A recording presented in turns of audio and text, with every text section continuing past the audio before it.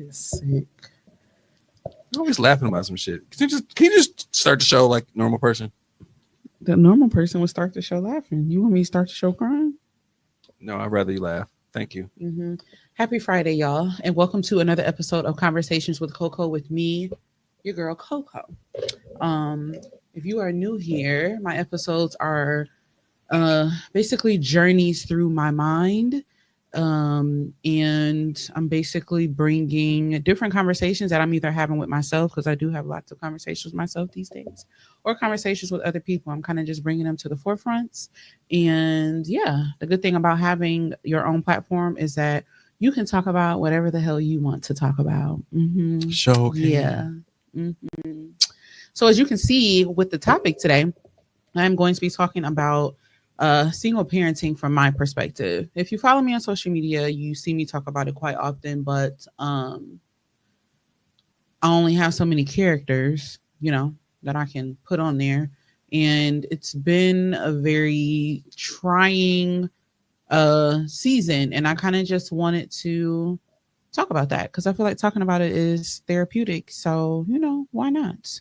I do appreciate, I feel like appreciate is the right words, the feedback that I got on the last episode. I know the last episode was difficult for me, as well as the content, but it was well received. Of course, a lot of the feedback I got was from, people that are around me that did not even realize all of that stuff that had been going on. So I had kind of expected that, but overall the feedback, as far as, me opening up and talking about what I went through, was accepted. And yeah, I'm glad that I finally was able to kind of, get that off of me and continue to move forward. So that felt good. You know what I appreciate? You know what I appreciate? Yes. Oh. I was like, tell me more. I appreciate that I get to produce a show that is not primarily speaking about all the topics that everybody talks about on all the other shows that I watch on snippets on TikTok and all those things. So thank you for bringing fresh and inviting and actually somewhat very transparent subject matter. It might be too transparent depending on who you ask, but hey, like I said, when you got your own shit, you do what you want to do. But I appreciate that. I feel like that's my thing. I want to be different. And you got haters. So when you got haters, that means you blowing up in this bitch. I don't want to talk about like dating and relationships. And if I do, it has to be a different perspective. Like show after how many different conversations can you have? Video, and nobody comes to a conclusion. We all talking about the same shit all the time. I am tired. I don't want to hear it. There's so many other things that we can be talking about, and I feel bad because if that's your content, that's your content. Like I get it, but I just feel like even in that, there are different things and different ways to approach it that I'm just not seeing these days, and that's not. Mm-mm. It's getting so bad that the negative He-Man Women Haters Club Negroes are out there saying a bunch of wild, outlandish shit. And then the people who have like very sensible perspectives get shit on. Yeah. And then the He-Man the Women Haters Club cats are so far-fetched that actually some of the women are out there agreeing with the He-Man Man Hater Club. It's a wild place. It's crazy. They out there like for clicks will go out there and say some like Candace Owens type shit just to be like just controversial. Mm-hmm. I'm like, and you become so overconsumed in it that it starts to change the way that you think and the way that you feel about the way you process and kind of how you move. And I talked about this on a few episodes ago. I think the episode that I talked about, what was the term I used? Something about men. I was on I did it so well, I forgot what I was talking about. Decentering men, when I talked about how you overconsume yourself in the content that you start looking at yourself like, damn, do I need to do that? Do I not need to do that? And that's just, I don't feel like doing that. So yes, I do appreciate that I do. I guess let's give updates since you want to talk about that. So I have going on.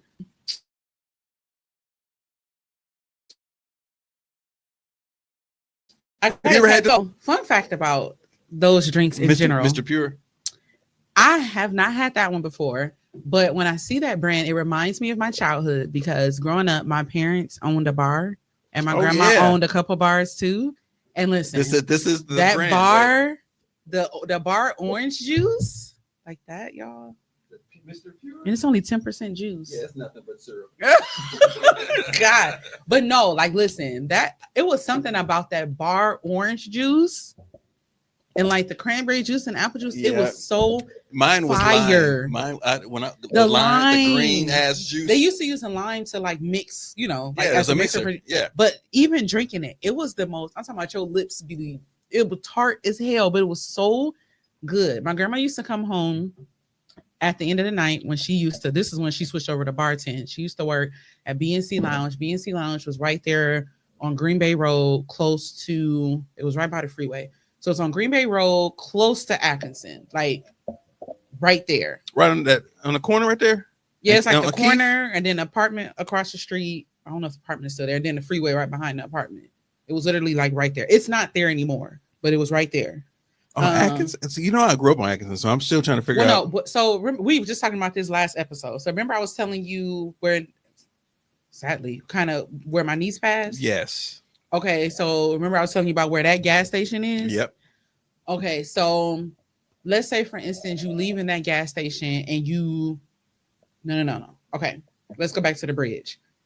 So you know where BP is. You cross the bridge and then you at the other gas station, right? Mm-hmm. So let's say you leave in BP, you cross the bridge, and then you hit a left. Now, if you hit a left, you can either... You used to be able to get on the freeway right there, or you keep going straight. Okay, so if you keep going straight, right there. Yes. Or I think is that Port Washington? That's Green Bay. That's Green Bay. So you were by the Milwaukee Community Journal. It was by the Milwaukee Community Journal right there. It's right across the street. It was something that was across the street from there. Yeah. And the building is gone, but that's where it used to be. I know exactly what you're talking about. Yeah. So I never used to, because Green Bay Avenue School is over there. Yep. Yeah. So she used to work at the bar that was right there. So she would come home at like 2:30 in the morning, because bars she's closed like 2:30. She would come home after bar time, house full of grandkids, and she would bring us like the coldest, crisp orange juice. I would wake up out of my sleep just to drink that orange juice. Said that. I'm sorry. I thought it was muted. No, you knew that it wasn't muted. They about to see a fight for free in here. Because I told you not to do Ray that. J coming to Milwaukee in April. Y'all better recognize. I'm a Ray J fan. Not of secondhand embarrassment is so severe. Because why would he don't do that no more? Till my baby's born. If y'all hear Ray J again and you see me get up, I'm going over there and y'all just gonna hear a scuffle and the camera might fall down. Then I'm gonna just come back and I'm gonna finish my show, because I told him before we started not to do that, and he did the very thing I asked him not to do because he's hard-headed. Anyway, after what I was talking about. Oh, the juice. The crisp orange juice. But yes, it used to be so good. So that actually brought back pleasant memories. Where did you get that from? A corner store? No, I went to drop my daughter off at the airport, and I went to the gas station, and they had They had a plethora of flavors. They had grape lemonade, peach lemonade, cherry lemonade. Purple Source Rex was grape lemonade. You know that, right? Purple Source Rex Kool-Aid. I feel like I learned about that from you. I heard about that until you. That was grape lemonade. Because actually, we started making our own. We started with grape and put a grape pack and a lemonade pack in your Kool-Aid. I think I read something on social media. I don't know, or you might have talked about it on Breakfast Sandwich. Yeah, Purple Source Rex. Yeah, I don't think. Do they still sell that?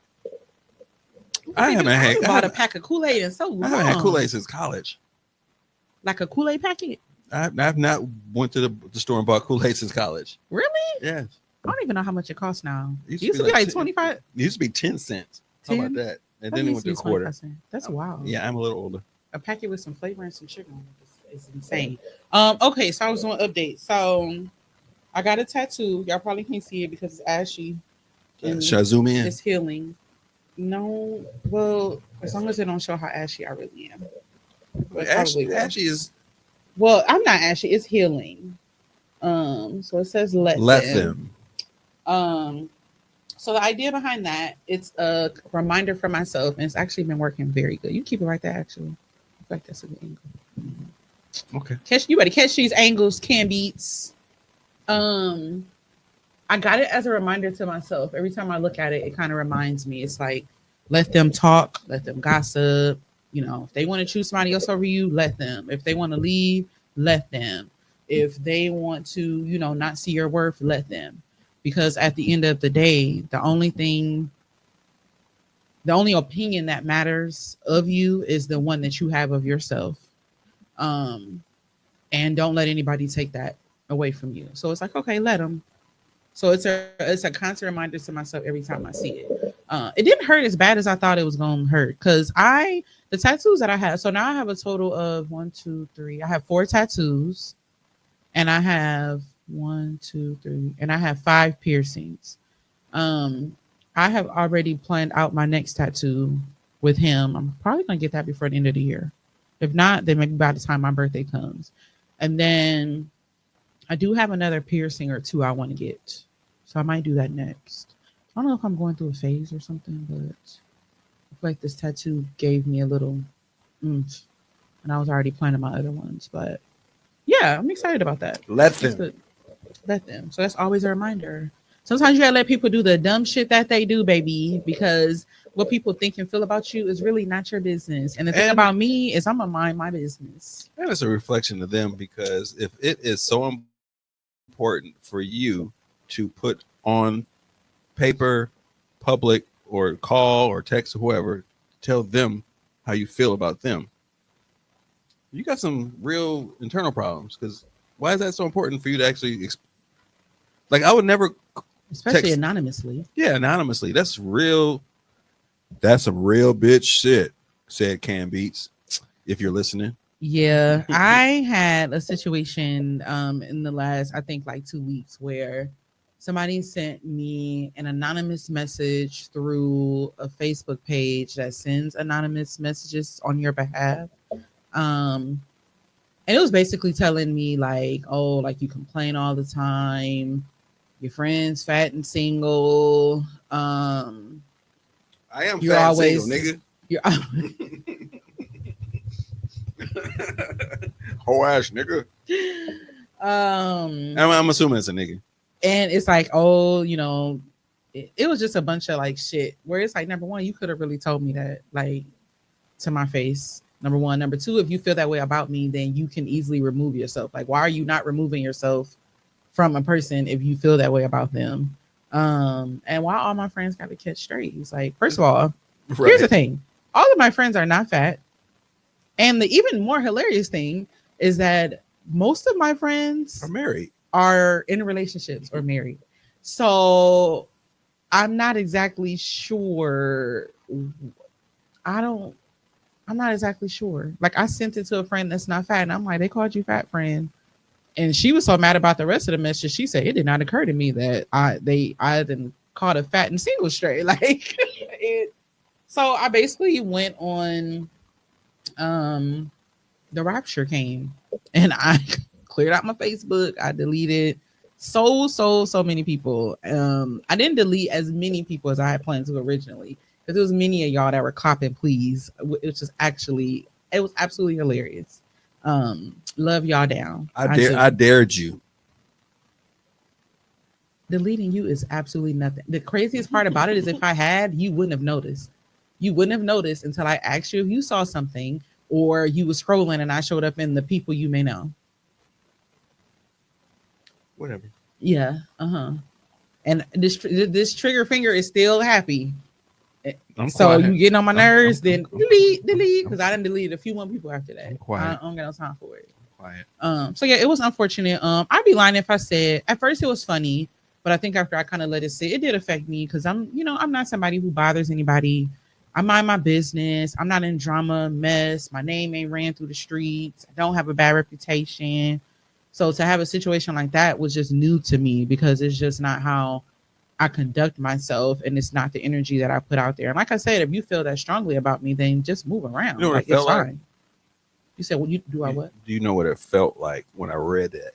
It felt like high school. It did. It felt like some high school. Exactly. Shit. Like you could have just told me. Like, if you want to have a conversation, let's talk. Like, why not? That reminds me of a girl I used to go with, and I went with her for 6-7 months, something like that, and then we just broke up, and then a new dude came to the school. I think he was like a freshman, sophomore, whatever. He came in, he started dating her, and started spreading the rumor that I was gay. That you were gay. I was gay. But you got a girlfriend. I'm like, fam. And back then I feel like that was like, oh, he gay. Yeah. He you know what I'm saying? Like, it was a big thing. Well, I'm so comfortable with myself. It didn't bother me. And I was like, what? You didn't say nothing. This is ridiculous. That's where you went? Like, fam. Anyway. Right. Well, I was one of the dudes who had my ears pierced and all this stuff. I mean, you had your ears pierced? I had both of them pierced. Yeah, that was in the state. That was in an era where you had the little hoop. I had 2 hoops. Yeah. You had the hoop I had 2 hoops. with the Cartier glasses. And people was like, and that was like not faux pas, but that was like if you did that, it was like, oh, you either really, really staunch or you are gay. It was one of the two. Like at one point, if you had your one ear, if you had the wrong ear pierced, they labeled you gay. Like you had to have your left ear pierced. If you had your right ear pierced, you were gay. What made you get both of them? X-Clan, the rap group, because there was Africa. They was always promoting African shit, and Africans. There was no denying what you could pierce whatever the fuck you want to pierce in Africa. Yeah. Oh, wait. I mean, yeah. And my mother was like, "Yeah, go for it." Oh. It was like one of those things. Like she's so pro-black. She was. You just let them close. I can actually see it from here. They still open. They're still open. Yep, I was 16. Bring back the hoop. Bring back the hoops. Now, when the dudes used to wear, my ex used to have the biggest, ugliest. You remember when the dudes used to have them? I feel like they got them from the beauty supply store, but the squares. With that was so stupid. I used to hate that. So they used stupid. To be so big and ugly and just like fake. Yeah, I when I see old dudes wearing earrings, I kind of cringe a little bit. So I just make sure. It looked like you're trying too hard. But I did when I went to go see Julius Caesar in New York on Broadway, and Denzel Washington was Brutus, which he's not Julius Caesar, he's Brutus, which is still a star. And you didn't expect him to be the antagonist; he was supposed to be the protagonist. So we're watching, and everybody's acting and stuff, and he makes his appearance in like one of the acts, and we didn't expect him to come out. He came out, and it was a very intimate like setting where we were close and far at the same time, but we could see him. Yeah, the light was shining on that fucking earring. So bright. Was it a stud or a hoop? It was a stud. I don't know what kind of diamond that shit was, but he turned his head and I was like, oh shit. That made me that made me want to ask. If I'm gonna have one, if you see me with an earring, it's gonna be like that. It's gonna be crystal clear diamond. And do you have 2 holes in one ear? I got 2 in one, and so you got 2 and then 1. 2 in 1. Yeah. So you got all 3 of them at the same time? No, I got 2 in one, and then I went and got the second one. Oh, so when you first got them pierced, you just got 2 here. Yeah. Now, did you have actually? 2 hoops? I pierced the second one myself. I did the first one, and I did the second one myself. You had 2 hoops? No, I had a stud and a hoop. Stud and a hoop in one, and then I had. How can I picture you with earrings?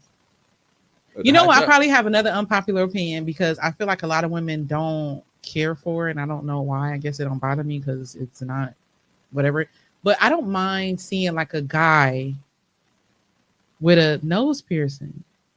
Like a small stud, or even I've seen like the guys with the hoop, and I feel like it matches their aesthetic. It don't bother me, but some women be like, ugh, and I'm like, I don't like the dudes that I've seen. I'm like, okay, like it looks good. It's nothing gaudy or nothing like flashy. It's just like some small, cute. I'm a little Renaissance-y. Like I don't do it, but I don't have a problem with people who do it. It's funny you say you kind of Renaissance-y because you got that hat on. Oh yeah, my paper boy. That's exactly what it reminds me of. It's a Timo hat. You be out like at 5 a.m, one of your mini jobs throwing newspapers. No, this is my paint hat now. Really? You got to christen it. It don't got enough paint on it yet. No, I'm not gonna. It ain't your real paint hat then. What else do I have going on? I think that was pretty much the tattoo. Whoever the hater was, hopefully I got rid of them. If not, that is just so unfortunate. Shake the haters off. Shake them haters off. Yeah. So let's go ahead and get started. Oh, before I go, can I say this real quick? Oh, yeah, we forgot. Hold on. I'm so sorry, y'all. I'm not here by myself. He just started talking and I completely forgot to give him his Go ahead. I rather this. I'm here. Everyone, we have Canned Beats in the building. How y'all doing? Let me give you. Wait, we have Canned Beats in the building.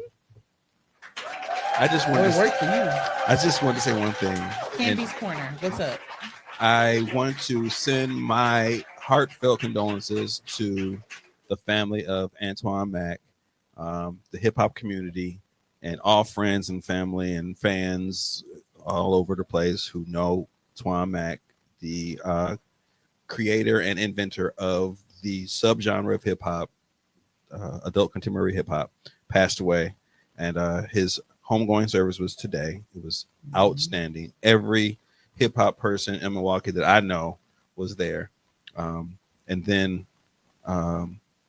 Speech from Arrested Development came and gave his condolences and actually even sang a couple songs during the service. So, and one thing that I did not know, and I've known him for a few years, I did not know that his name literally was Antoine Mack. I thought that was his rap name. I thought his name was Twan Mack. His last name was Mack. That's pretty dope. That was pretty dope. That's so crazy. You know somebody for so long and you still learning. Like, that's like coming to my funeral and finding out this nigga's name is Canned Beats for real. Oh yeah. Yeah. But yes, very unfortunate. It came out of nowhere. That was a huge loss for the hip hop community, not only in Milwaukee but worldwide, I'll say, right? He is a person who literally started his hip hop dream back when he was like a teenager, fell off, and he started all over again when he was like 47. He started his hip hop career all over in as 47. Oh, look at that.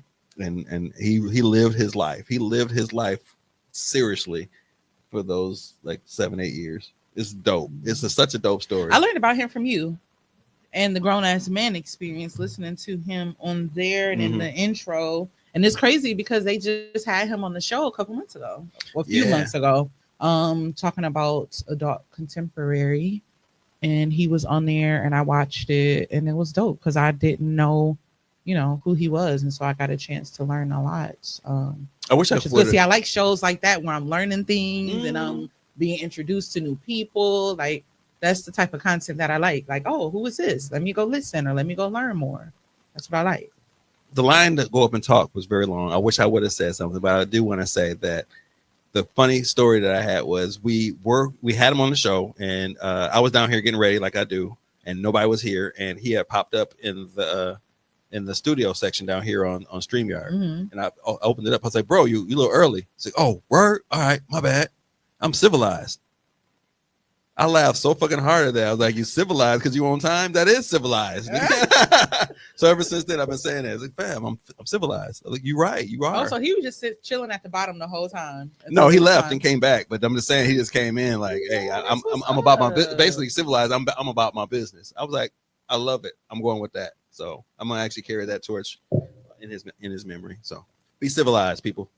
Be civilized. Be civilized. Oh, yeah. We didn't got a word today, but yes, that it's an unfortunate situation. But I'm glad that you got a chance to go and honor him. And you got to do what you told him that you said you was gonna do, because that last show you was like, "Oh, adult contemporary, gonna keep it going." I don't know how you gonna do that. I don't know how I'm gonna do that, but we have to carry the torch. You do. It's only fitting. It's only fitting. He got his flowers while he was living. He was recognized by major hip hop artists. He got tweeted out, and he was mentioned in like an article that actually spoke about the topic, giving him credit.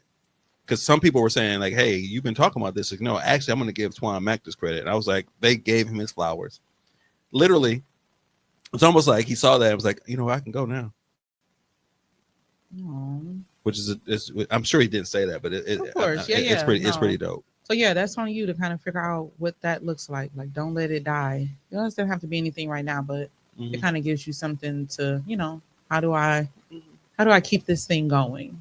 I appreciate the time to actually even speak on it. So it's Canned Beats Corner. I was gonna do that anyway, but we got sidetracked. 25 minutes of being sidetracked. But you know what? But it was worth it. This is Conversations with Coco.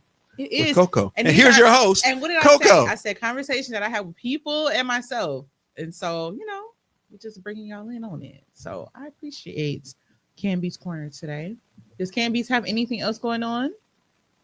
He has a cotillion that's going on next weekend. He's been painting. Tommy girl's in the cotillion. Hopefully she goes away with the crown of she will. Pauline Coggs. Let's speak it. She will. AKA cotillion. 2000. It's the 50th annual. This is the 50th one. She won already. It's hers. It's hers. Period. She'll have a legacy because her sister won. Yay. 2015. So hopefully that she can become one. And you win because you survived it. Your last one. Well, how about this? The last dance practice is Friday, November 29th at the Barrett Center. You know what else has happened on Friday? Oh, the all black affairs at the Barrett Center. So we have dance practice down there. So I can get down there and make sure I get a parking spot. And what time is dance practice? It's like 5 to 9 or something like that. Well, that place, you ever been there before?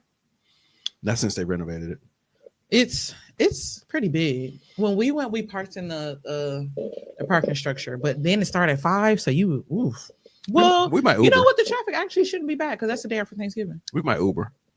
That's actually not a bad idea. Or get dropped off. We're not far. Or get dropped off. Yeah. Either or. We'll figure it out. Well, we all have to be down there, even Mom. So I don't know how we're gonna do this. You'll figure it out. That's for the practice. But it's but the good thing is you get there early enough so you get the first of the parking. It's November 30th at the Barrett Center. They said 700 tickets been sold. So it's gonna be crazy. 700 tickets. The Barrett Center is going to be cracking. Friday. Rick Ross, Tweet. Who else? Tweet gonna be there? Yeah. I know. As soon as I saw, I was like, ooh. I feel so bad because I don't know any other song. Like that's Burn it. Right. Burn it. That's all. Oh wait, no. I'm pretty sure I'll probably do another song. If I hear it, I'll know. But yeah, speaking of songs, let's go ahead and get into the mood segment for today. Now, what we are about to play is kind of funny, and it's only funny because people on TikTok, it's been like trendy, and the videos that people are putting with it have been absolutely hilarious. But it also fits with the theme of today. So we are going country today with a little bit of Reba McEntire.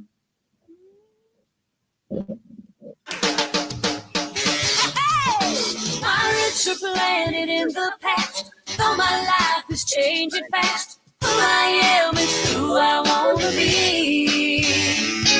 A single mom who works too hard, who loves her kids and never stops, with gentle hands and the heart of a fighter. I'm a survivor. Oh, that's right. But it's so funny when you go on TikTok because the videos that they put with it have been like one lady, I think she had recorded her baby and her baby had like 8 baby dolls and she just looked like she was stressed out and she put this song in the background and I'm just crying. I'm crying laughing at it. Hey, Reba is cute. She is. Reba's a cutie pie. I remember watching this show. I watched it because she was cute. You would. I know she was funny too, and she could sing. Yeah, the sister wife was funny. Well, not the sister wife, but yeah, the other lady, she was funny too. Yeah, she was funny. So as you can see, today's topic is going to be about single parenting. And when I thought about it, I guess it kind of goes along with I'm glad that I did the show last week because it kind of gives a background to much of what I am going to talk about today. But if you did not get a chance to listen to last week's episode, that's fine. You can go back to that episode and listen after you get done listening to this one. But I am a single parent. I have a 15-year-old son, and he is the only child that I have. Yes. And it's only us two, and it has been that way since the beginning of time. Now, here's the thing with me, which I feel like if you've been a listener of mine for a while, or even if you know me, I have no issue accepting accountability, and I have no issue apologizing when I do something wrong, to the point where I feel like sometimes I'm hyper accountable to where I'll take accountability or apologize in situations that I actually got done wrong in and that I don't need to apologize in, but I'll do it anyway. And I say all that to say that when it comes to my child's father, I knew what I was getting into. Now, was I in a hooked up situation? Yes, I was. I said time and time again last episode, I was young, I was dumb. He had kids at that time that he was not taking care of properly. Um, he was not a good father back then. Um, so I did not have unrealistic expectations that when I had this child that he was just going to step up and just be this. If that shit didn't happen before me, I knew for a fact that it wasn't gonna just all of a sudden start. And so, like I said, I have no issue with accepting that portion of the accountability. And I think that's where a lot of my regret and my grief comes in because I feel like if I had left the situation when I should have, then I wouldn't have this child that got birthed into some bullshit, basically. I wouldn't have this child that is now a statistic. Absolutely bothers me. Let me tell you, hold on, turn the camera off because I don't need any witnesses. Sorry. You better turn that computer down or I got rid of it. sit on your hands or something. I got rid of it. You see, in here,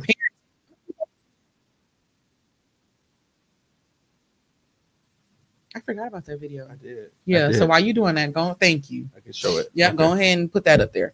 But like I was saying, see, I got off track. Shoot. I'm messing up everything for you. I'm Dang sorry. it. I got I'm off track. sorry. I was on a roll. What was I talking about? This is not my fault, y'all. Oh, the grief and like the regret that comes in with that because, like I said, I pretty much like I knew what was going on.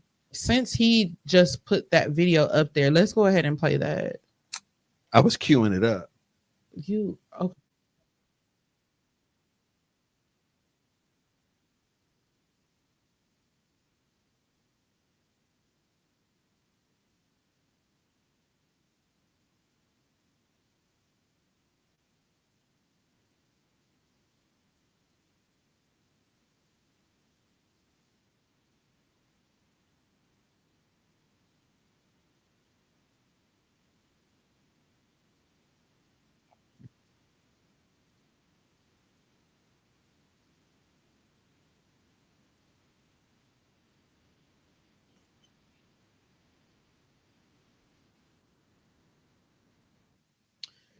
So the reason why that video kind of what do you call it, stuck home, something home for me is because I mean, like I said before, I have a 15-year-old is in these young adult years, and here I am, this woman trying to raise his son. Now, I feel like my situation is a bit unique. A lot of times you hear single mom and you automatically assume that there's like baby mama, baby daddy drama. You automatically assume that yeah, you're a single mom, but your child is surrounded, by men or, at least his other parents, that family. And the reality is when I say it's just me in my parenting, it's just me and my parenting. And let me preface this show by saying, because I don't want anyone to be offended or feel like I'm not appreciative. Yes, I have a village and I love them and I appreciate them profusely. So when I talk about my single parent, I'm talking about me as a parent. 99.9% of everything falls on my shoulders. I'm doing it. I'm handling. I'm paying for 100% of everything. So when I say that I'm alone in that, that's what I mean as far as me being the parent. So I just want to put that out there. So I don't want anybody to feel offended by anything that I'm saying, and I hope I've made that clear. Um, but yeah, like these young adult years, one thing that I said on shows before, when I had my son, I did not know that it would be 15 years without me, like, being in like an actual relationship or even being married right now. Like, I assumed somewhere down the line that there would be a man in my life that would pick up the slack. never did I imagine it would be 15, almost 16 years later, and that didn't happen. I didn't imagine that, he'll be 18 soon and I'm sending him out in the world without ever having been in a 2-parent household.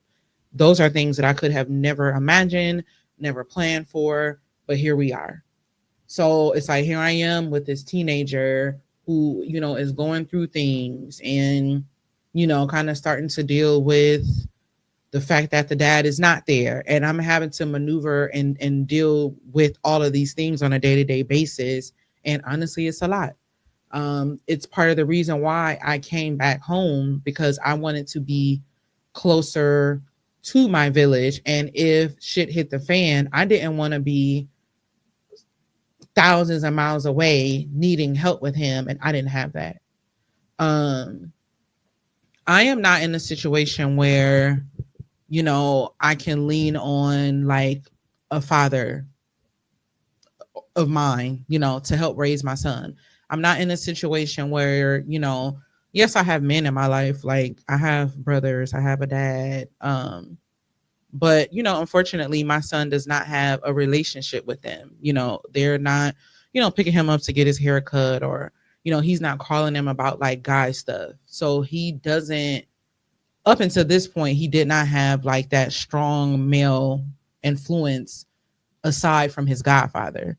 Now he's had his godfather since he was about, I think he was 5, maybe 6.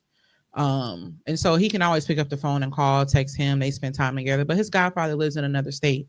So, for him, it is easier to have somebody that's in his face, but that has not always been like our reality. What I am grateful for is that I will say recently, I have had, I would say, several like men that have stepped up to really help me out with him. Like, for example, when it comes to Tommy, if I'm calling Tommy and I need something like regarding Dylan, or I need help, like he's literally like Johnny on the spot. Really? All the time. Yeah. I mean, I would think so. And if it's something that I need and he can't deliver, then he's already figured out the solution. So I don't have to. So it might be a situation where it's like, you know what, I can't do that, but this is what we're going to do instead. And for me, I appreciate it because it takes one less decision away from me. Let's say, for instance, my neighbor cuts hair. And so, he cut Dylan's hair. He kind of got on me a little bit. He was like, you did not have to book through the app. You're not paying full price. If you had, texted me and told me he needed a haircut, I would have brought him to work with me this morning at 9:30, and you could have just came to pick him up. Like, let's make this easy for you. And that's something that I appreciate because it's one less thing that I have to worry about. And even with my son's interaction with the barber, I appreciated it because Dylan kind of just got out the chair and was like, oh, thank you. And the barber, my neighbor was like, you're not going to shake up. You're not going to do like no greeting. No, like we gotta fix that. And I appreciate those moments because as a woman, I don't think about things like that. But with men, it's like, okay, I just cut your hair, like shake my hand, like, dap me up. Like it's certain etiquette that I guess that goes along with that. And that's something that I can't teach him. That's something that he has to learn from men. But it's hard for him to learn that if he's not around men enough. So any of those interactions that I can get, I appreciate it because he needs it. And it makes me, one of the things that makes me feel bad is you oftentimes see on social media, like single moms take so much of the blame for damn near everything that goes wrong in the world. It's like, oh, he's a murderer. He was a single mom. He had a single mom. Oh, he does this. He ain't shit. Oh, he had a single mom. And even the women are like, you only have 2 parents in the home? Ooh, I don't want to date you. I'm sorry, was that an an appropriate laugh? I'm sorry. You always laugh at the most inappropriate times. I think my listeners are used but that's to it funny now. though, because that's true. It's the truth. But it's yeah, true. But it's true. It's like we literally are, something blows up, single mom. Or how about this? Mom. Even he's such a powerful speaker. He's such a powerful impact in his community. Grew up with a single mom. I mean, it's always just this thing. Like that's almost like a backhanded compliment to a certain extent. Like, yeah, he in spite of the fact of him not having a father and only having a mother, he became this. When in reality, I know men that were raised by single Had their moms whole or like daddy. single like grandparent. And here's an example, since we're talking about single parenting. My son's father grew up in a 2-parent household.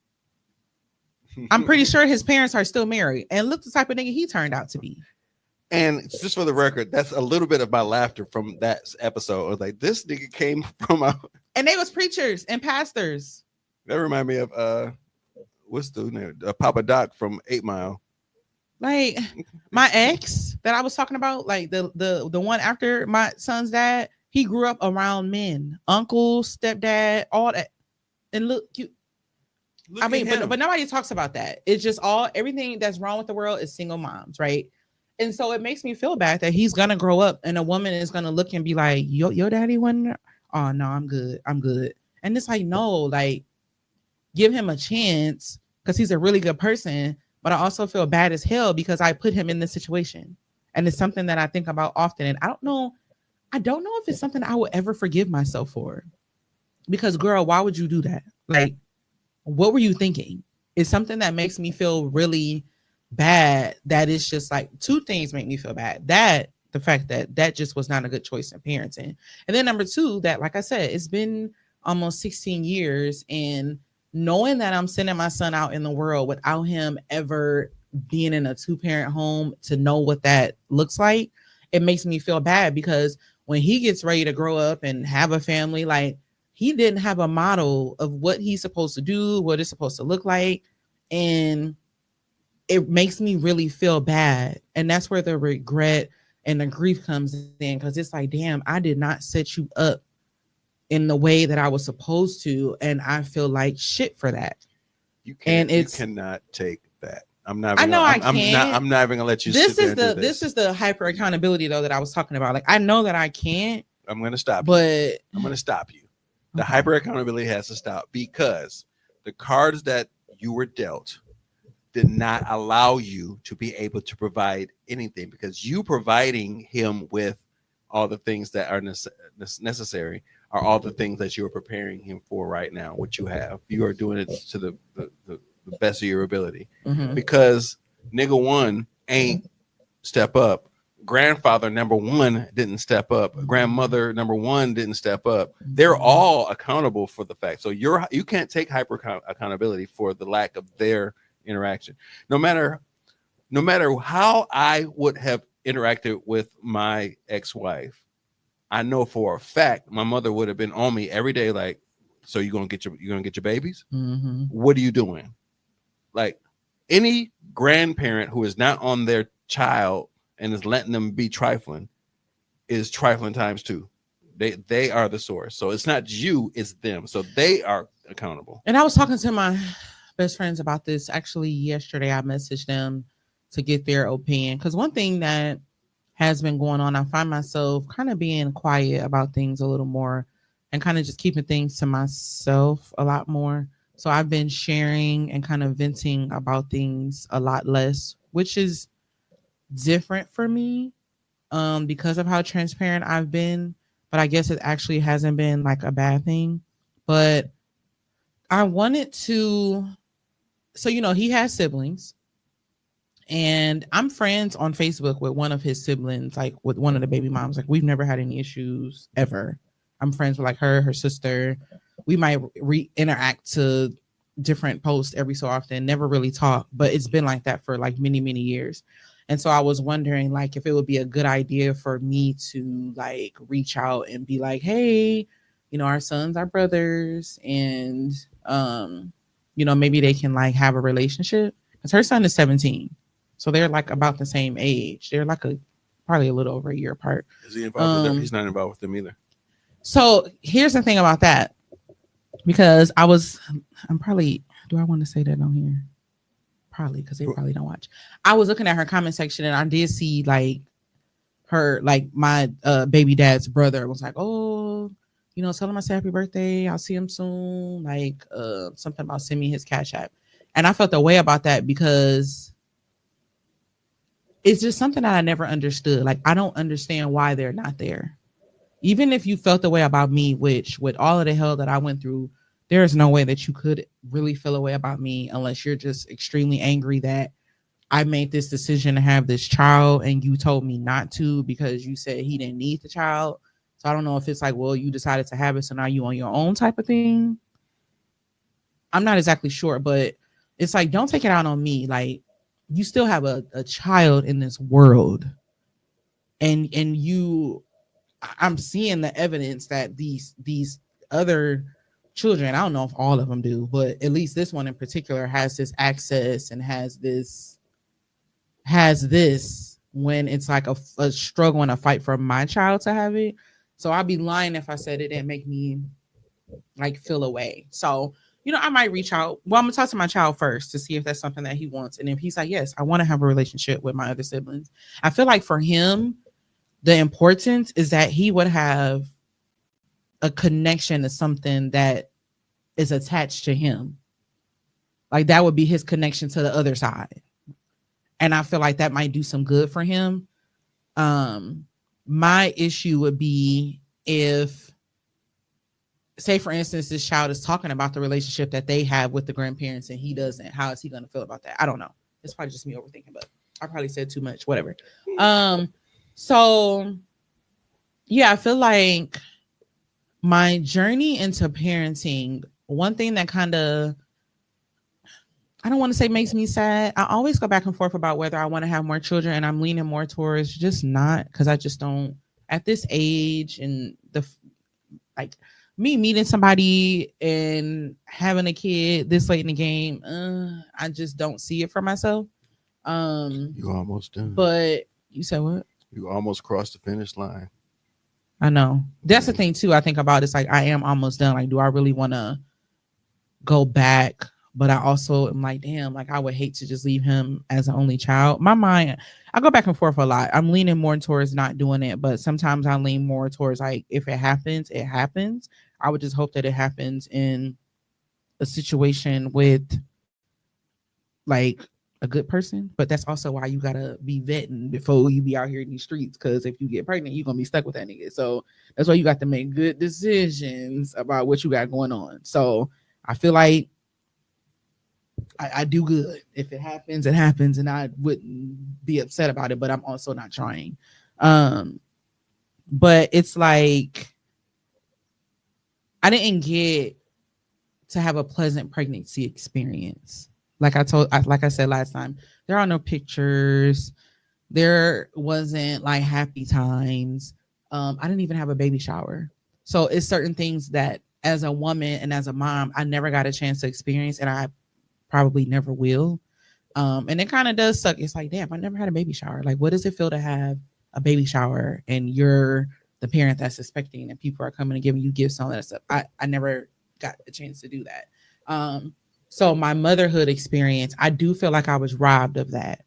And I do sometimes wish that I could have a do-over so that I can be happily pregnant, so that I can be, have the baby shower and actually have it be something that's celebrated instead of it being something that was such a like dark experience in my life.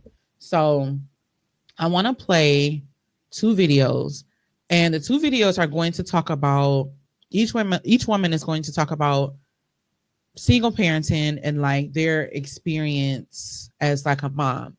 Now, both videos are going to pretty much be similar in topic and situations, but I'm going to let you know after I play both videos why I played both of them. Mm-hmm.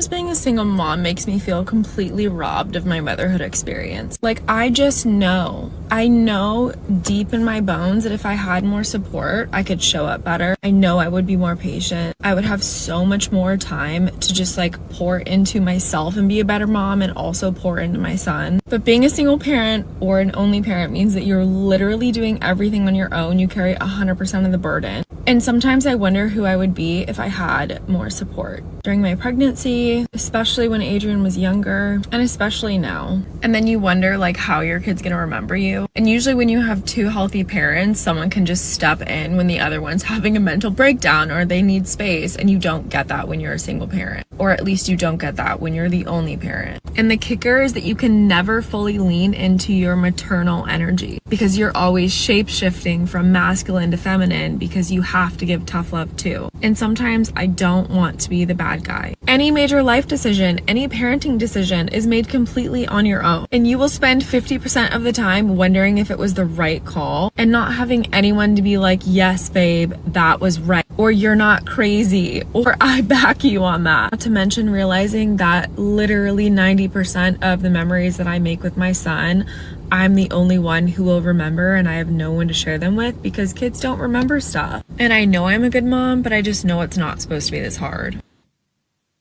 That's interesting. So, I think listening to hers especially kind of made me emotional because she talked about how like you can't really lean in. It's like you're constantly switching between like this masculine and this feminine. And then like you have to be the bad guy when you don't always want to be the bad guy. And then you're sharing these memories with your kids on your own. And it's like they don't. There are a lot of things that we've done that he doesn't remember. And I don't have anybody to be like, oh, you remember when? No, because it was just us two. And so if he doesn't remember, then like he just doesn't remember. And he will. I feel like he he will, is always going to. He has seen me in survival mode for so long. Yeah, he'll remember though. he remembers a lot, but there are things that It'll be things that'll trigger like, did that happen? And hopefully he has a relationship with you to be like, I remember this. Did this really happen? Yeah, kind of thing? Yeah. So we'll play this next one. The worst part about being a single mom is you get robbed of a certain motherhood experience. It just doesn't exist for you when you're a single mom. You don't get to operate in a certain way because you're carrying a different type of load. And that I think is the most frustrating / heartbreaking thing because it's just like, damn, if I had a different level of support, the way that I could run, the way that I could carry it.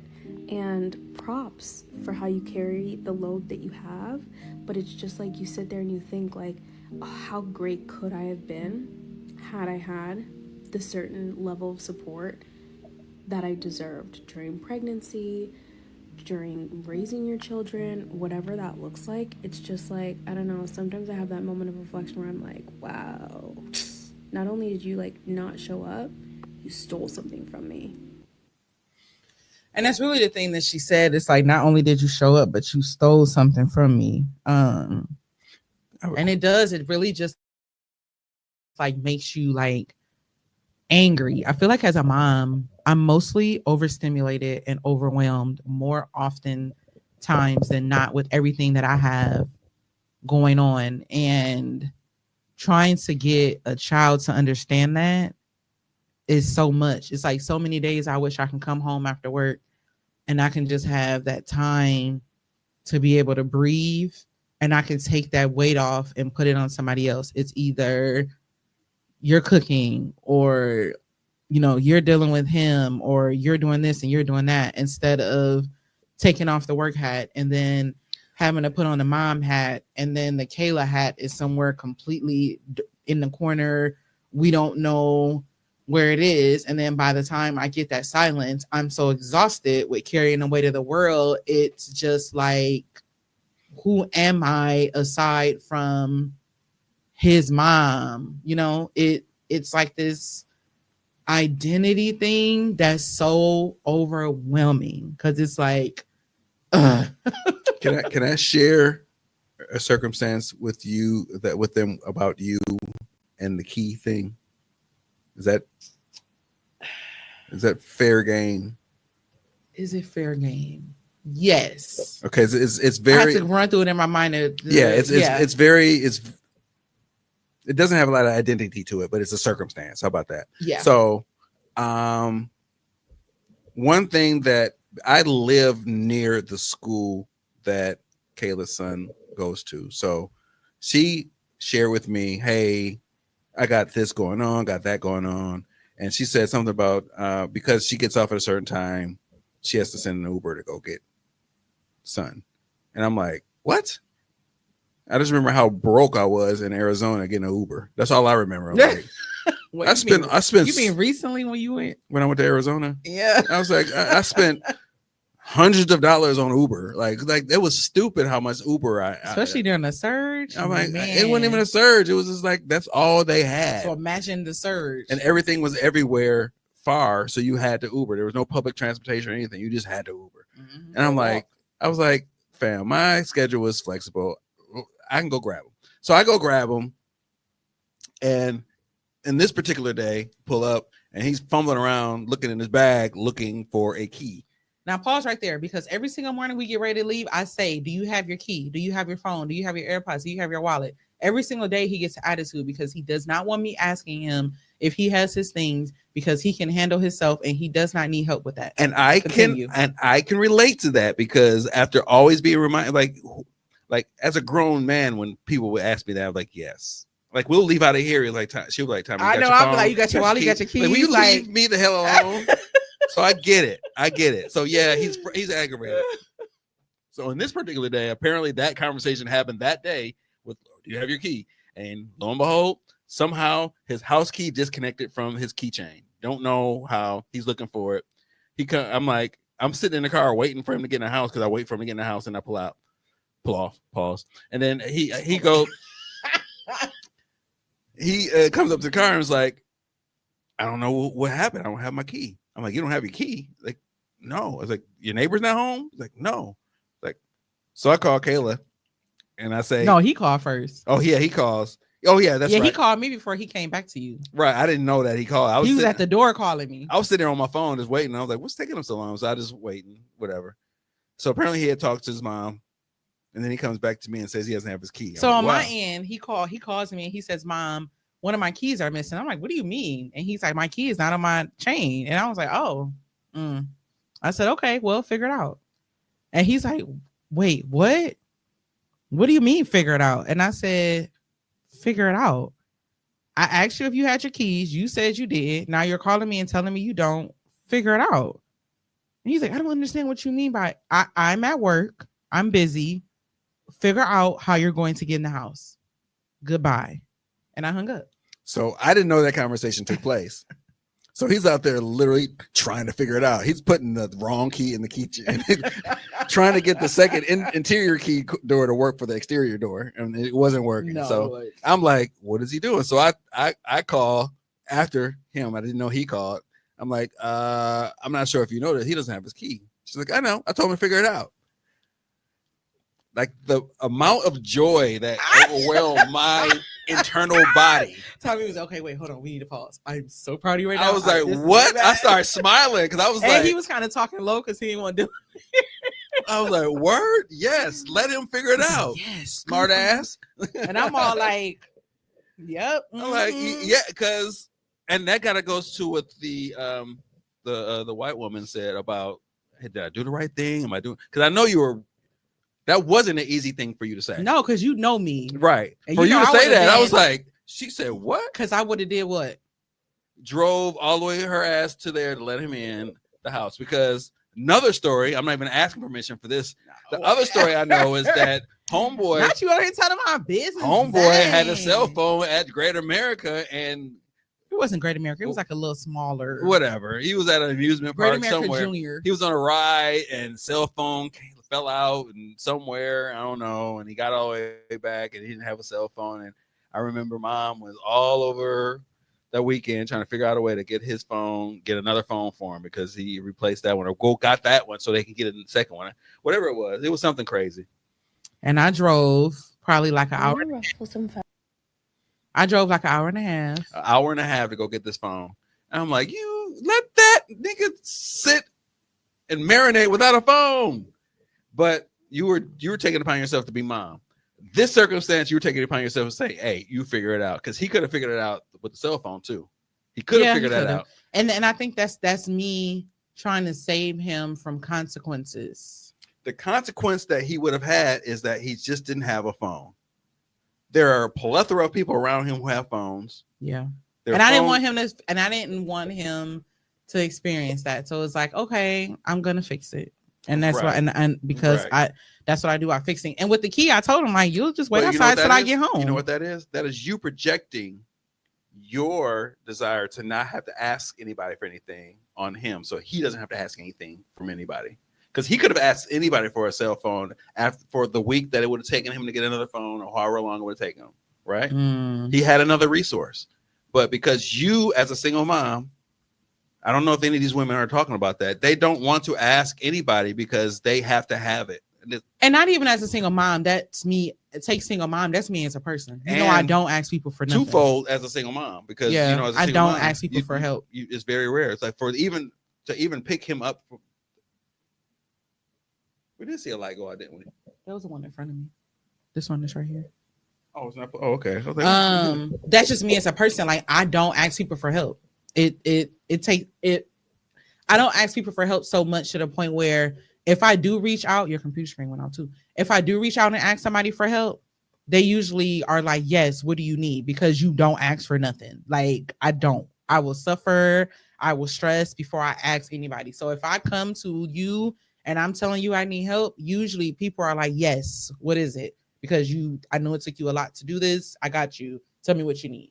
And so it could be part of that, where it's just like, he's just gotten so used to me saving him that it's his expectation, but that doesn't help you problem solve. That don't help you figure stuff out. That don't help your thought process. Now, did I leave him outside? No. So let's rewind back to figure it out. So I'm up there celebrating, yay, figure it out. But I'm like, how do you figure it out? I'm here with him. What I got to do with him? Yeah, I'm like, okay, do I need to bring him to your job? I was going to drive him all the way to your job. And I told Tommy, I was like, he going to be at home with you and Tate and Kit Kat. As far as I'm concerned, I don't care. That's exactly what I told him. I said, you can take him home. I'll get him later. We were going to figure something. He was going to be there wherever you were. That's where he was going to end up. And I was like, okay, the only reason I did this next step is because I wasn't trying to have Tommy out there like that. Like, you doing me a favor. I'm not gonna have you. It wasn't gonna be that. It wasn't. I already applauded what happened, so I was. So I'm like, okay, I'm not gonna have him involved. Whatever. So I ended up having a call. I texted the landlord and I said, hey, are you nearby? My son's locked out. And the landlord's like, okay, hold on. And so I waited. 5 minutes later, he texted me back and he said the neighbor was on his way because the neighbor works up the street. So the neighbor showed up probably like 10 minutes later to let him in. Because I was even talking to the neighbor and I told the neighbor what happened. And he said what Tommy said. He was like, you ain't wrong. I did the same thing. He would have been outside. Like, you've been sitting there waiting. My neighbor literally said the same thing. He's like, he said, you ain't wrong. You ain't wrong at all. But here you go. So it took 4 people to get you back in the house. But it took 3 people to almost validate tough love. Yeah. The men were like, you ain't wrong. You ain't said nothing wrong. This is how it's supposed to be. You know how many times that I had to act like I had my key when I lost my key for like a week? How you act like you had your key? Just act like I was coming home a little late and waited till somebody got home to get home. I walked around the neighborhood. I played basketball. I went to a friend's house. So what finally happened when you couldn't act no more? I found my key. Oh, okay. I remember when I lost my key once as a kid. I swear, anytime you lose your kid, your parents swear the whole hood about to be all up in your house. Right. Like, you lose your kids. Somebody will walk around with the key, the address to your house. Yes. It's like, girl, what is the likelihood of that?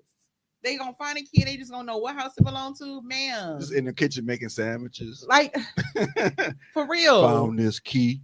So yeah, that was a difficult situation for us because it was really like one of the very first times where I stepped back and made him figure it out, and he was livid. That was single mama growth. He was livid. He was just like, "What do you mean that I have to figure it out, and you're not gonna? You have to learn how to." Now this is the part. You have to learn how to problem solve. Now this is the part where you, as a single parent, actually does not benefit from having the father in the house, because what happened with you figuring it out for him ended up being the safety net that he always gets and almost doesn't even recognize what you did for him, and actually turned and actually was not understanding that he should have been thankful. Yeah. Whereas a father should be like, nigga, get your ass in there and thank your mama, because she didn't have to do that. You could have been sitting out on the porch waiting for her until the crickets start chirping, and you were just waiting. You've been outside for 2 hours. Because how many of us have had to do that? Mm-hmm. Like me my whole game of rounding around the neighborhood without a key was me sitting on the porch basically because I didn't have no way to get in the house. Yeah. I had no way to get in the house. Yep, but it's like you have that safety net, and when it's pulled out from under you, it's like, oh my mama God, was like, not a safety net. She was the most no ass nigga in the history of no. And when I did finally get, she had 6 cars, maybe 5. When I asked for a ride, I had to wait until she was good and ready to drive that motherfucker to me. Really? Dang, So and see that that ain't me. Because you quick to be like, he can wait, and I'm like, no, I'm going. Oh, I tell the girls all the time. They be like, "Are you on your way?" I'm like, "You can wait an extra 10 minutes. The 10 minutes is not going to kill you. It's not going to kill you. You know how many buses out? You know how many 19th and Capitals came down Capitol that I had to pass up and wait for? And it takes you being like, you know what? He's safe. He's out not in of school. danger. He can wait.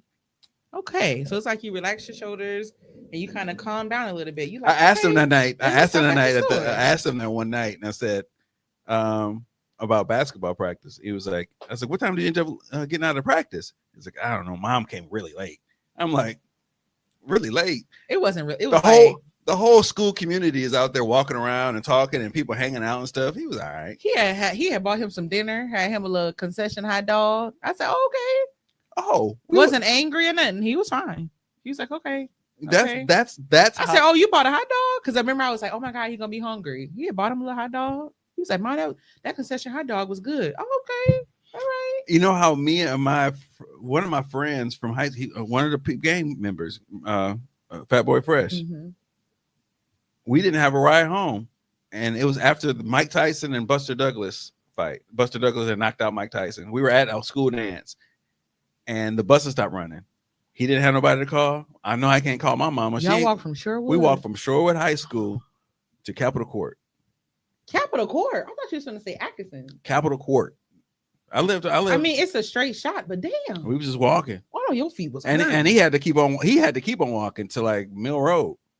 He did not walk from Shorewood to Mill Road. He walked from Shorewood to Mill Road. He did not. I was like, all right, I'm out. This is my stop because And you left him to walk at night?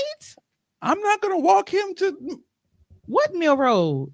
Like Sherman and Mill Road, maybe. Oh, so okay. Like 51st Mill Road. I was somewhere out there. It was. So you just left him at night. Different times, but I know his dogs was barking. But the expectation that we gonna get bailed out, we don't have that, and that built a relationship with me and him. It's like stay after school and waiting. There's a lot of people who don't get they got catered to, so they didn't actually get a lot of time to spend time with anybody because they Johnny on the spot. Parents was there. The people who had late parents or caught the bus, we were a community. That's why at Shorewood we had such a good time there because all the black people, we were in a community. We hung out with each other. We bought each other food. We shared clothes. Meanwhile, on the other side of town, y'all parents like, they'll be all right. Figure it out.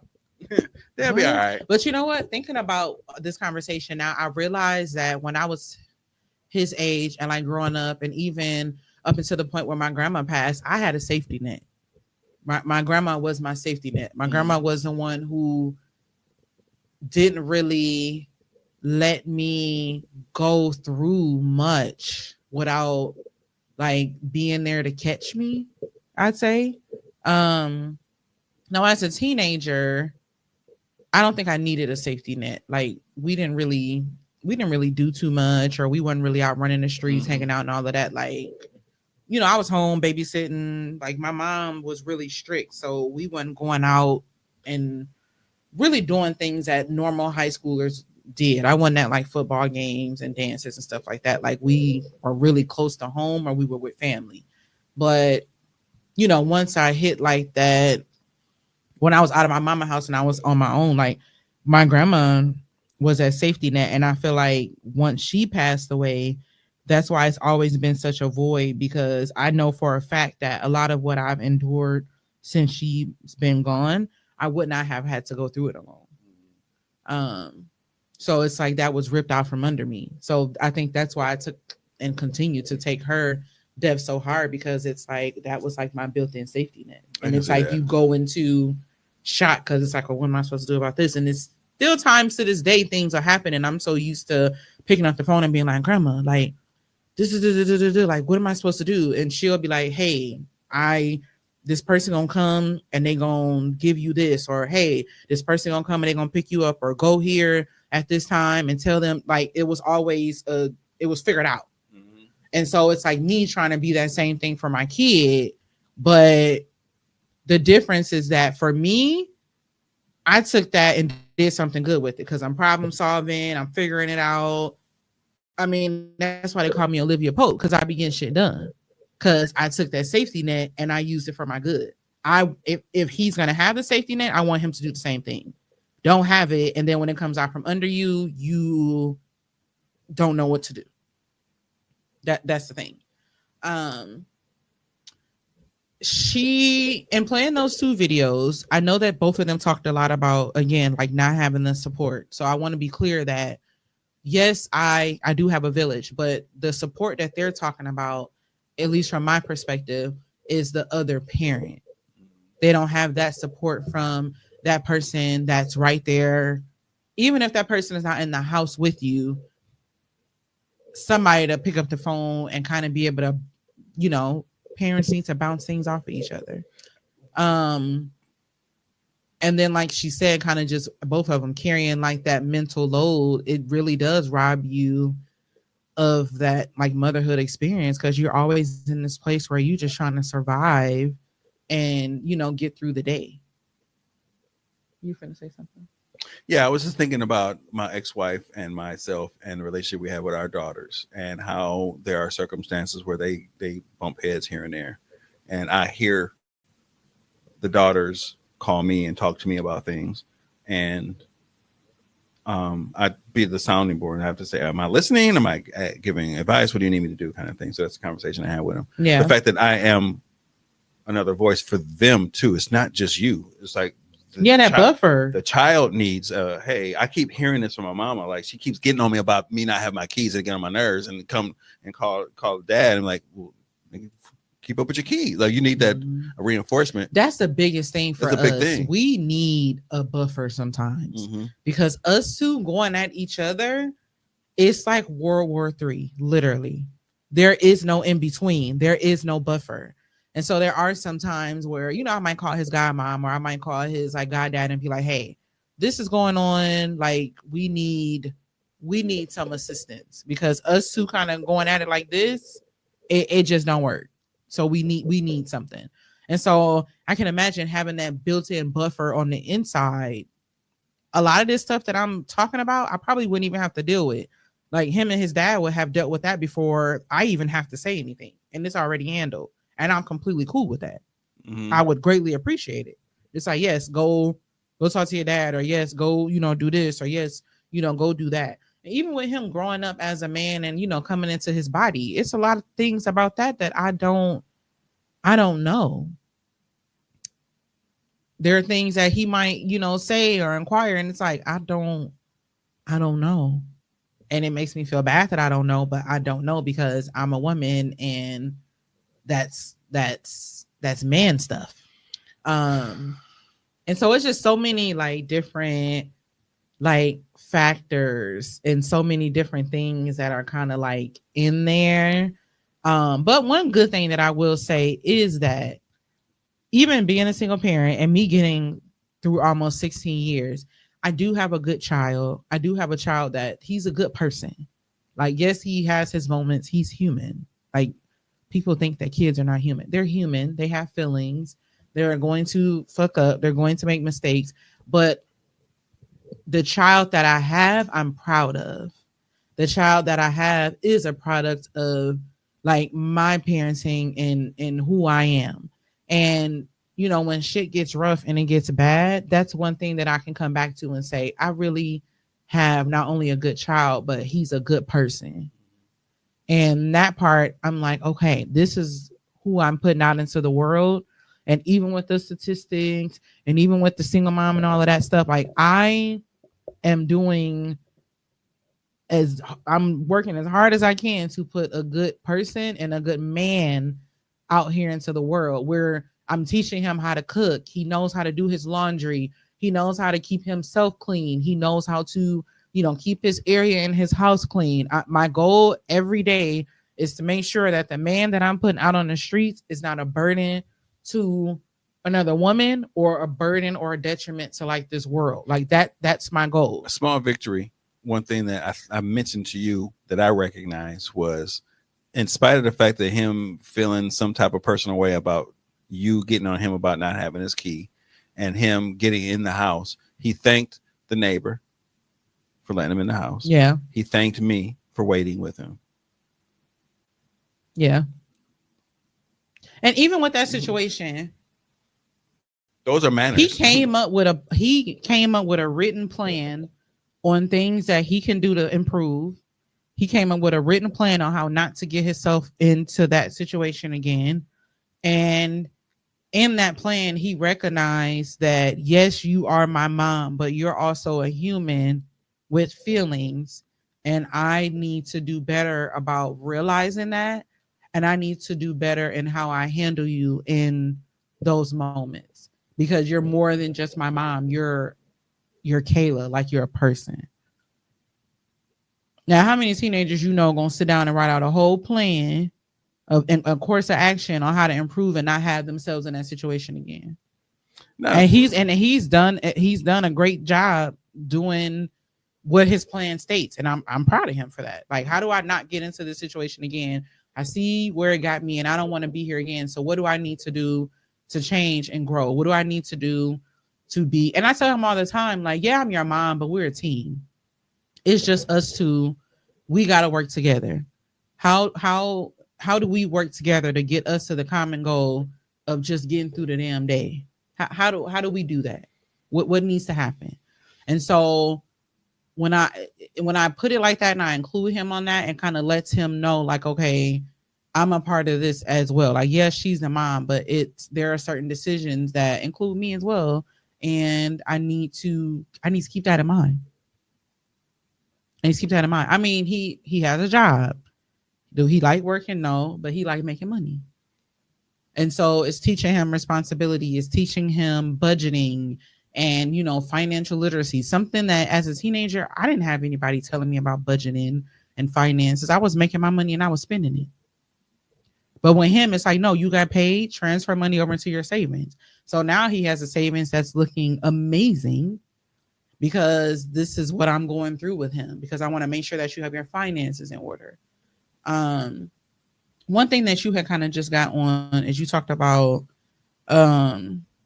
your ex-wife, your children, and you. So you all are in a situation where you're not, well, it depends. Let me ask you before I play this next video, because this is something that I feel like can be controversial depending on who you ask. When you think of a single parent, what is your definition of a single parent? Don't be deep about it. Like your personal definition about a single parent. No, I have an answer. A single parent is a parent who is raising a child without the help of the other parent who helped procreate the child or their family. Okay. When you hear the term solo parent, what is that? Solo parent is a parent who actually has access to said procreator or procreator family, and they are not actually actively helping. And if you do get help from them, it's because you asked or you had to almost beg to get the help. So would you, in your situation right now, would you consider yourself a single parent or a solo parent? I consider myself a co-parent. A co-parent. Yeah. Okay. So I consider myself a co-parent. Okay. And what's the definition of that? The co-parent is two people who procreated and recognize that because their relationship is not functional, they still have children to raise, and that the children's issues don't interfere with the relationship of the parents. We just know that we have a job to do for them. I like that.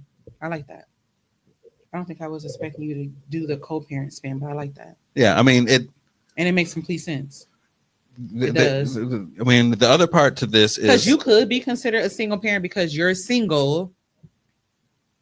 Like when the kids are with you, it's like you're that parent at that. Oh. It could be, you know what I'm saying? I mean, Depending on who you I know ask. for a fact that I'm not doing it by myself. I know I'm not. And even financially, when it is tough on me, I know that she's got you it. got somebody else to lean on. And when Yeah. I also know that I would owe her if I didn't have it. You know what I'm saying? If I Yeah. don't have it, I know I'm in debt to her, so I have to make up for it somehow. So Yeah. I'm gonna do it. I'm gonna do this. I'm gonna do that. Do you need me to do this?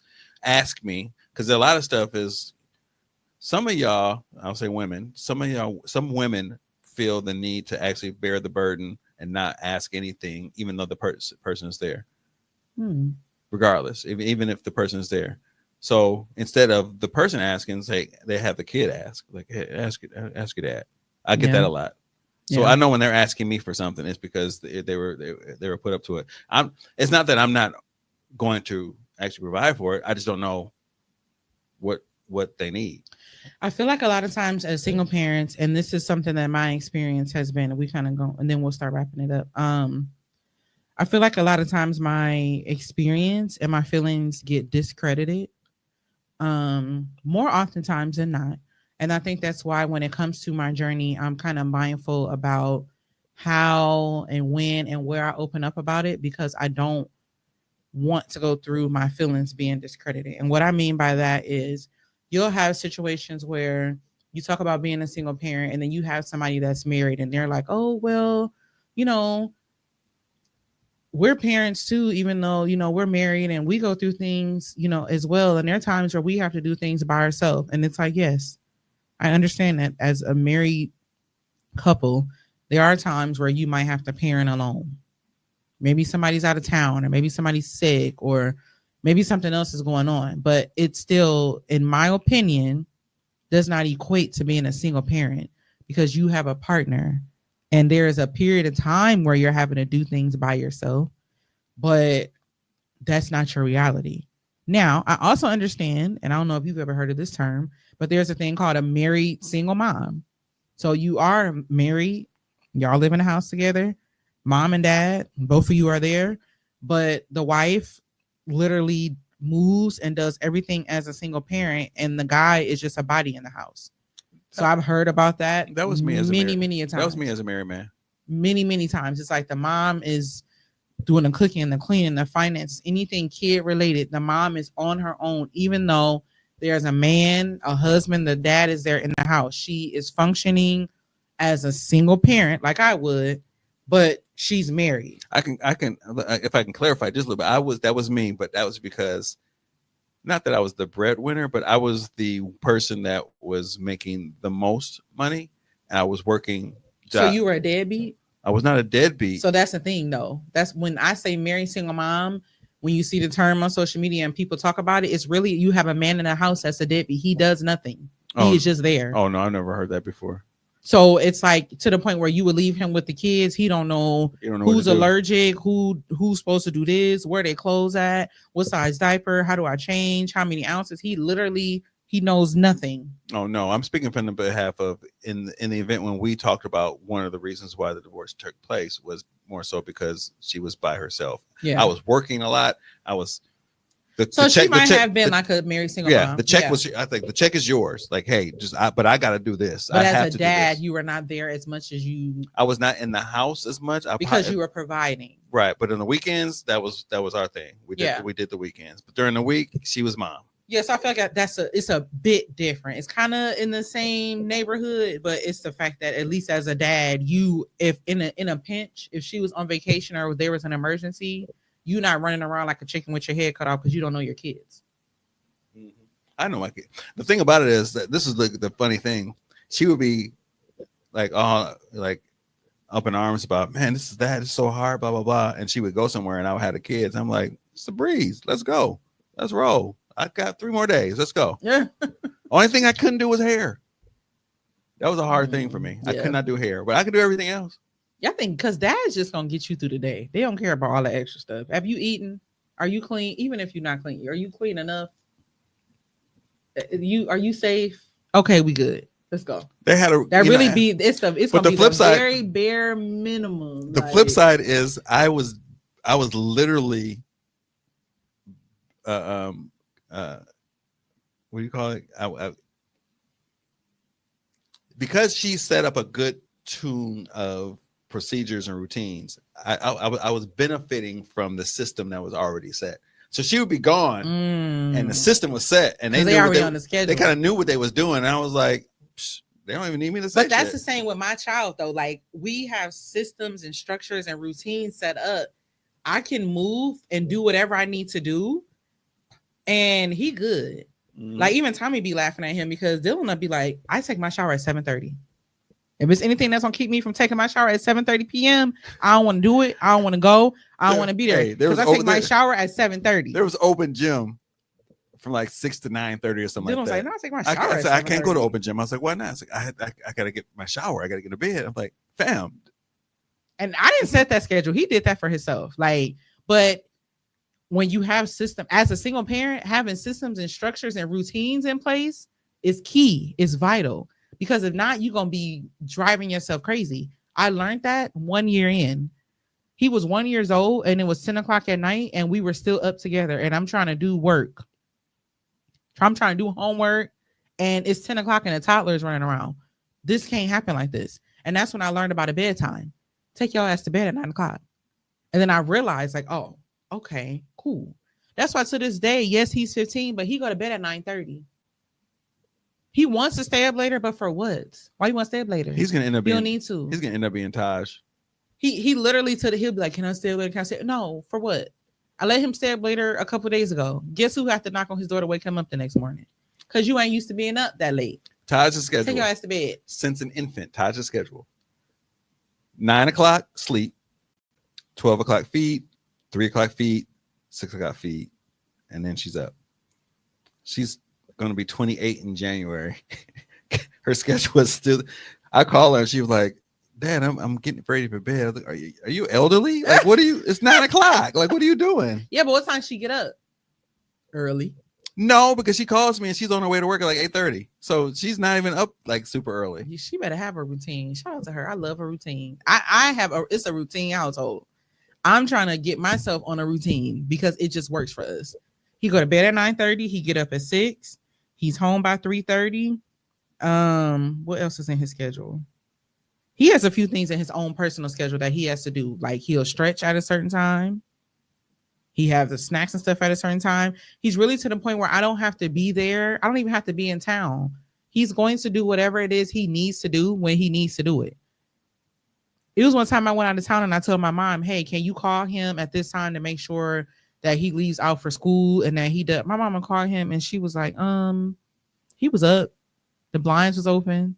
He was on his way out the door 5 minutes before you said he normally does. Thank you. Because this is, hey, I want to stress myself out less. Let's do this schedule. Let's do this routine. Yeah. But I had asked about the solo parenting because you'll see on social media a lot. People will post that they're solo parenting versus single parenting. And solo parenting is just like my spouse is out of town and I got the kids by myself.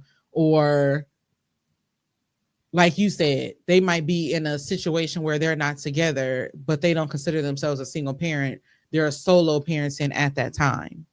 But like I was saying before, so many times people have been like, yeah, well, I'm married, but that doesn't mean that I don't, have to solo parent. I don't have to single parent sometime. And so that's the video that I was going to play. And once we play that video, then we're going to wrap it up. We out. Because I'm hungry and the restaurant goes. I literally don't care because I've been seeing so many of these videos online and they're irking my soul. Yes, but when people talk about solo parenting in the context of like, oh, solo parenting, I understand what it's like to be a single parent. No, you don't. No, you don't.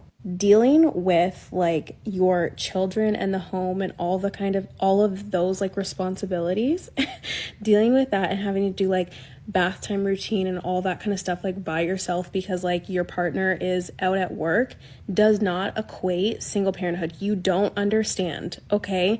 Being a single parent means you have to make the money and do bath time. You have to do every single thing and you don't have help. You don't have support. You do it all. So I really, it's like insensitive when people compare the two. Solo parenting can be hard, okay? But it is not compared to being a single parent. It's just the two are not equal. They're really not. And people view it as that. And like she said, like it could be so insensitive. It's like, dude, you are solo parenting. And this is not your everyday reality. Like it to me and it is, baby, it's not the same. My situation is an anomaly, and I accept it. It's not. I don't realize that's an anomaly because I know that people work so hard to make their co-parenting situation difficult, or they don't have the opportunity to. And I feel like you hear more about difficult co-parenting situations than you do about the situations like yours where it's like this is what it is. This is what it is. Yeah, it's like this is what it is, and it's to the point where it gets such a negative connotation that if you meet somebody and they tell you that they have a good relationship with their ex-wife or like the mother of their children, you start to think something. There's something else going on. They must be smashing. Yeah, it's like this is healthy. This is what it's supposed to look like. This is what it's supposed to look like. But we've been brainwashed to believe that it's supposed to be otherwise, and that's not the case. Mm-hmm. It's not. Well, so it's good that you have like a healthy situation and y'all have a common goal in mind. It's these kids, and we got to do what we need to. Even though these children are grown, we still have these children. We have the relationship that regardless of who we're with, if we called each other and say, hey, I need such and such. It goes without saying. It's like say less. And that's how it's supposed to be. Like we need to hear and see more of those. I see so many videos where it's like, oh, my ex-husband's like new wife, like we're best friends, or oh, my ex-husband is going to play golf with my new husband. And people are like, what do you mean? Why not? We're a family at this point. Right. Why not get along? Like, we've normalized conflict, and it sucks. Yeah. And I would not have an issue with that. Like, girl, yes, come on, the more the merrier. Like, let's take care of these kids. How are we gonna figure this out? Sure, yes. Our relationship, it's community. Our relationship was so cordial at one point that I had an ex be like, why don't you just go be with her? It was really weird that was the insecurity on their part. Because why would that be? I would want a man who has that healthy of a relationship with their significant, with their ex. Well, what happens? I would want to see you. I would love to see that. There is this insecurity because what happens is a huge insecurity. What happens is if you are that person and you see that this relationship is happening, you're kind of figuring out, well, what is my role? And I feel like that's not what you should be trying to figure out. Like it just, to me, seeing a situation like yours is just a testament in my mind. From a relationship aspect, it speaks to who you are as a person, your character, how you handle conflict, how you maneuver through things. It tells me the type of dad that you are. Like it's showing me so many different things, and not in a bad way. So yeah, but that's kind of just been the journey. It's like I said, it's a lot of lows, but there are highs as well. And I just feel like it's kind of really been a struggle lately. I think for me, I really just need to figure out the identity aspects and getting back to who I am as an individual, because my fear is that, and it's coming, soon, he'll be grown and on his own. And it's like, and not anywhere near me, we might be in two completely different, states, living situations. And actually, I know that we will be. I don't want to get to that point and I'm like, damn, who am I? What do I like? What don't I like? What do I want to do?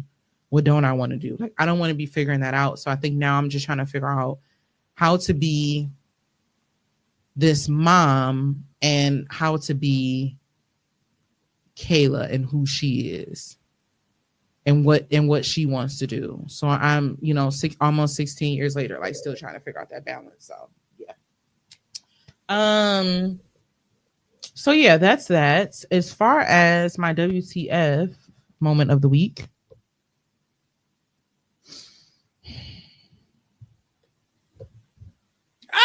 What the fuck? You better produce this show. You better put the sound effects in here. I don't want to start talking and then it pops up. Okay, so I figured out that you have to push it 3 times. I don't think that's true. I do. That's what happened last week. Oh, Or okay. not last week, but the last time. See? right. That's one. But whatever. I think I shared my WTF moment. Probably was that crazy person sending that message. What other WTF moment that I have this week? Probably the song yesterday. That was random as hell. I think that was it for me. Did you have a WTF moment? Something this week that made you be like, what the hell? The snow threw me off. The Yeah. snow did throw me off. It didn't irritate me. It just was like, damn, it's so random. I don't have, yeah. Well, shit, my barber's out of town, and I need him before this continues. When does he come back? He's come back until after Thanksgiving. So I'm what are you gonna do? I don't know. You don't have a backup barber? No, there's no such thing.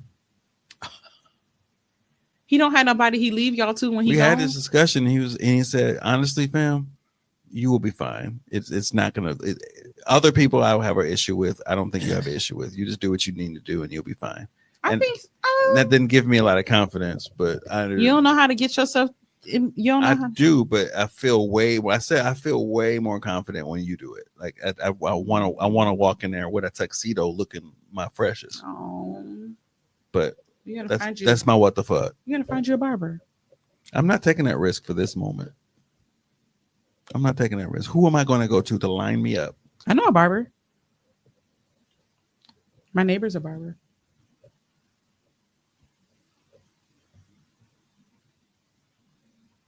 Well, that's okay. You got the curls for the girls. Go ahead and get your do your little 10 million products. I use Cantu. I hate Cantu. And gummy. And what? Gummy. It's called gummy.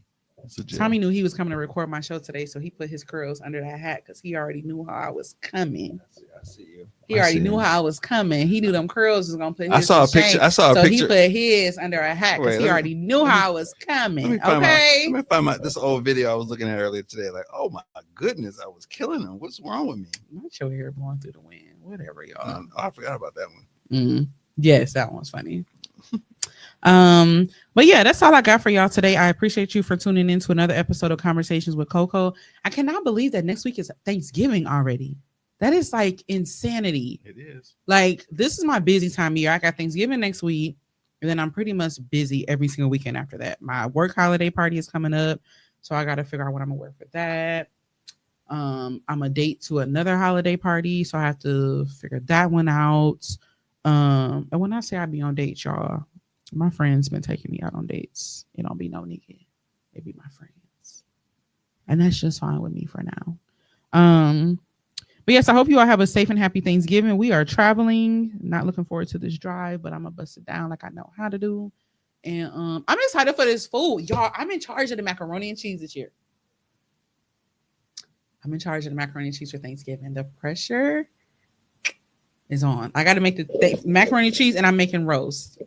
So I have to make, and we have 31 people. You slow cooking the roast? Or you? I'm put the roast in the oven, low and slow, and then put together my macaroni and cheese. A macaroni and cheese got kudos the last time. Has anybody ever grilled the roast? I want to see. Why would you do that? I guess that would be like a brisket.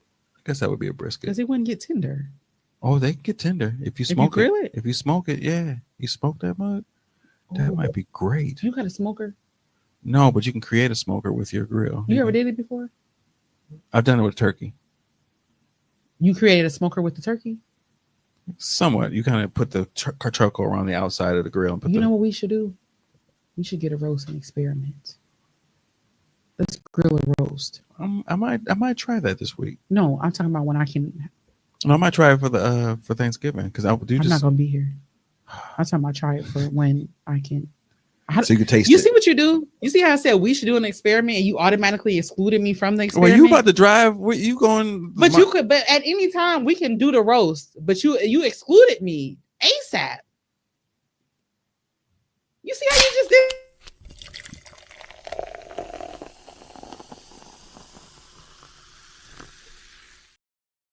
You took my idea and excluded me. This is, see, y'all see how he do me? I'm sorry. I'm glad I got this recorded somewhere. But yeah, until next time, I'm gonna call y'all back. Happy Thanksgiving.